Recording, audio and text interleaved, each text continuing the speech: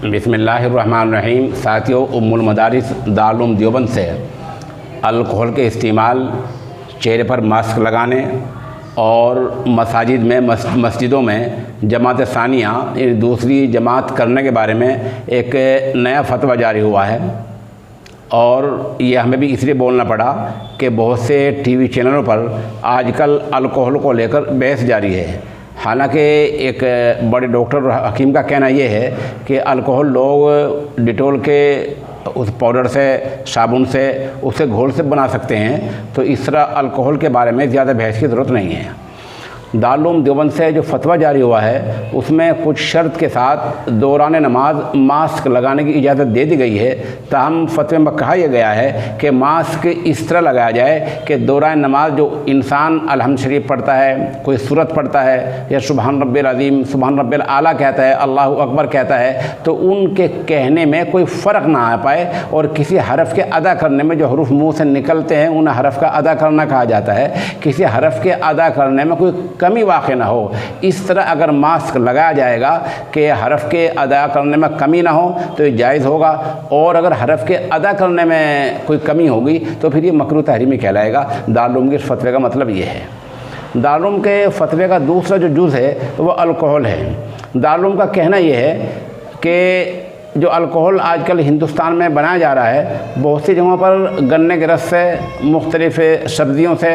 Petrol اور کوئلے سے بنا جا رہا ہے۔ اگر الکحل ایسا ہے تو اس سے مساجد کو سینیٹائز کرنے میں، ہاتھوں کو سینیٹائز کرنے میں، یا مسجد کی فرش کو، در و دیوار کو سینیٹائز کرنے میں کوئی حرج نہیں ہے۔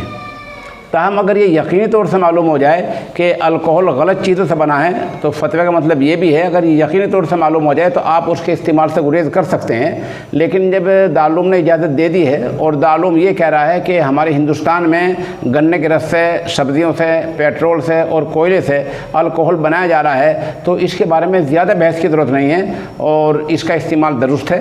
اور البتہ اگر کوئی زیادہ مشتبہ حالات دیکھتا ہے تو آدمی الکحل خود اپنے گھر پر بھی بنا سکتا ہے، تیار کر سکتا ہے۔ دارالعلوم کے جو فتوے کا تیسرا اہم جز ہے وہ مسجد میں جماعت ثانیہ کا مسئلہ ہے۔ یعنی اگر ایک جماعت 5 آدمیوں کو لے کر ہو گئی تو اب ہم دوسرے 5 آدمیوں کو لے کر اسی مسجد میں، چاہے وہ برآمدے میں یا جگہ سے ہٹ کر جماعت کرنی ہو، تو دارالعلوم دیوبند کا کہنا یہ ہے کہ دوسری جماعت کرنی مکروہ تحریمی ہوگی۔ دارالعلوم نے اس کو منع کیا ہے۔ دارالعلوم دیوبند نے یہ ویسے ہی منع نہیں کیا ہے، بلکہ ہادی عالم نبی اکرم صلی اللہ علیہ وسلم کے ایک واقعے کا حوالہ دیا ہے۔ واقعہ یوں ہے کہ نبی اکرم صلی اللہ علیہ وسلم اپنے دور میں کہیں جگہ صلح کرانے کے لیے تشریف لے گئے۔ صلح کرا کر آپ واپس آئے، تب تک مسجد میں نماز ہو چکی تھی، تو آپ نے کوئی دوسری جماعت مسجد میں نہیں کی، بلکہ اپنے مکان میں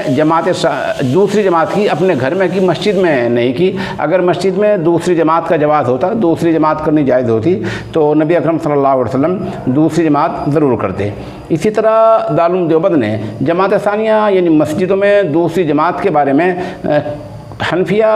فقہ کی مشہور کتب ہیں، رد المحتار ہیں، اور دوسری کتابیں فتاوی ظہریہ ہے اور شامی ہیں، اس طرح بہت سی کتابوں کے حوالے دیے ہیں، اور حوالے کے ساتھ یہ ثابت کیا ہے کہ مسجدوں میں دوسری جماعت نہیں ہوگی۔ بہرحال دارالعلوم کے نئے فتوے جاری کرنے میں 3 چیزیں لی ہیں: الکحل کا استعمال، ماسک کا استعمال، اور اس طرح جماعت ثانیہ کی بات۔ چوتھی چیز جو دارالعلوم کے فتوے میں ہے وہ جسمانی فاصلے کی ہے۔ اس کا مطلب یہ ہے کہ اگر آپ صف میں کھڑے ہوتے ہیں تو آپ 2 فٹ، 3 فٹ، 4 فٹ کتنے کھڑے ہو سکتے ہیں، تو دارالعلوم کا کہنا یہ ہے کہ عام حالات میں مل کے کھڑے ہونا چاہیے، اور صفوں میں خلا رکھنا، ایک آدمی کو دوسرے آدمی سے